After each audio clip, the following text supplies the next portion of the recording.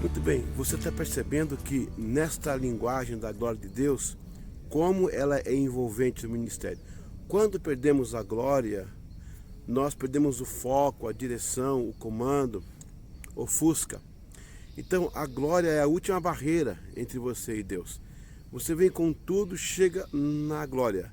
Vem do pecado, passa pelo arrependimento, você passa pelo seu momento de conversão, você passa pelo seu momento da santidade, o processo de santidade, você vem crescendo até chegar na glória. Você precisa ter essa glória em seu ministério, não dá para trabalhar sem ela. E quando eu falo desta glória, não é a glória do homem, não é a glória do aplauso, não é a glória do reconhecimento, não, é a glória da presença. E quando você assume um púlpito, uma liderança, as pessoas reconhecem uma autoridade sobre a sua vida. Então, a glória de Deus no ministério, ela é indispensável. Nós, pastores, temos que caminhar com essa direção. Nós somos parte da glória de Deus. Essa glória, claro que ele não dá essa glória. Não estou dizendo que eu vou viver a glória de Deus. A parte que eu falo, aquele distribui para que nós possamos, no ministério, alcançar pessoas através de um diferencial, a glória de Deus. Vamos para mais uma sessão agora, falando um pouquinho mais sobre santidade pastoral neste curso e desta forma o módulo A Glória de Deus no Pastorado. Home University, sua casa, sua universidade. Vamos lá então, a nossa primeira aula sobre santidade no pastorado. É o nosso curso aqui pela Home University. E vamos entender um pouco dos atributos que compõem a santidade. São vários. Vamos focar um que é o principal, que seria a glória de Deus. Porque a santidade faz Deus belo na beleza da sua santidade. E o que torna também nosso ministério, o nosso chamado, belo. Não obstante o que somos e das limitações. Quando a glória de Deus vem sobre nós, ela encontra um local santo para operar a santidade. Ok? Vamos lá então. Alguns tópicos sobre a santidade. A santidade de Deus sendo sua fonte de núcleo. Então, na verdade, a santidade está inserida no núcleo de Deus. Então, é uma fonte núcleo. Possui a glória como um dos elementos que compõem sua natureza. Então, a glória é um dos elementos que compõem a natureza de Deus, no caso, em santidade. Certo? A glória possui sinal, repita comigo, sinal, significado, não estou te ouvindo, hein? Sinal, vamos lá, significado, o caráter, o visual referente e o abstrato empírico. Muito bem. Sinal é um visual de desenho ou sinal que indica uma evidência e algo que nos dá a ideia aproximada. O tema não é novo. Por toda a história, ícones foram sendo desenvolvidos. Por exemplo, a auréola, as mãos juntas, etc. Mas a santidade mesmo vai além de ícones. Você pode ver que nas gravuras do passado, nas pinturas, era muito comum ver aquelas gravuras dos santos, né, que eles chamavam de santos, na sua cabeça aquela auréola, né, e as mãos juntas, e aquele gesto de santidade. Então, não é um tema novo, ele já há muito tempo vem sendo difundido. Muito bem. Também a glória tem um significado. O significado é o conjunto de palavras que provoca emoções na mente e coração, trazendo a exata ideia do que se refere. Geralmente, a pregação sobre santidade tem esse efeito. Quando você fala sobre santidade, você leva os ouvintes e os telespectadores a imaginar o que seja.